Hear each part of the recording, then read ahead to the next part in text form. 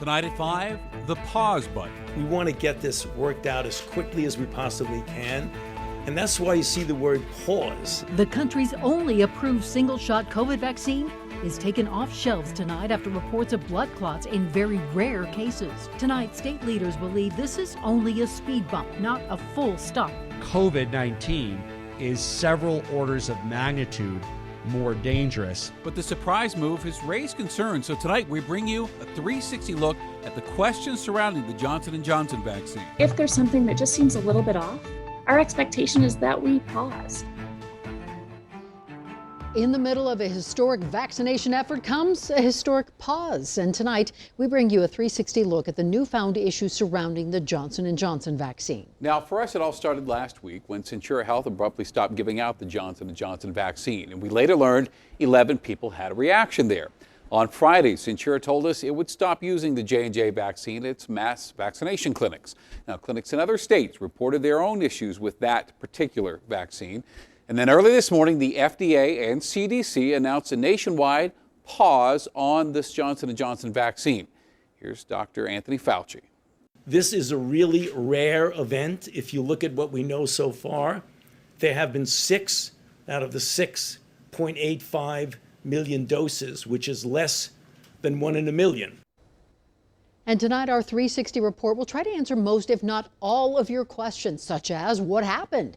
What are the regulators doing about it? Will this impact your ability to get a vaccine?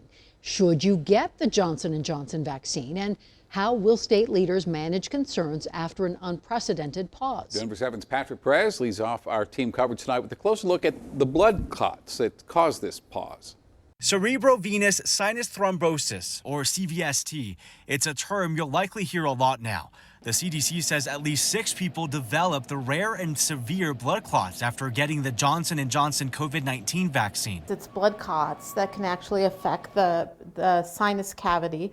It can present very similar to what a stroke could. Dr. Michelle Barron with UC Health wants to emphasize the condition is extremely rare, even without a vaccine present. This occurs on average about 5 out of a million people normally. No vaccine as part of the equation.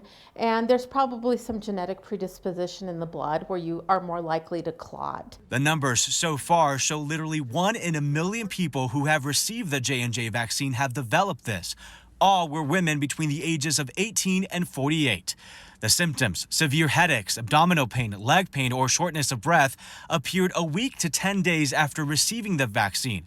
If you've had the vaccine longer than that, Dr. Barron says you shouldn't worry. I'd be more worried about potentially contracting COVID, actually. It's going to be much more common. But it's possible we may see more of these cases. Tuesday afternoon, Centura Health confirmed it's likely treating someone with this. We do have one individual that is currently under investigation for the blood clotting issues, and we've alerted the state and CDC about that. The hospital system stopped using the Johnson & Johnson vaccine last week after 11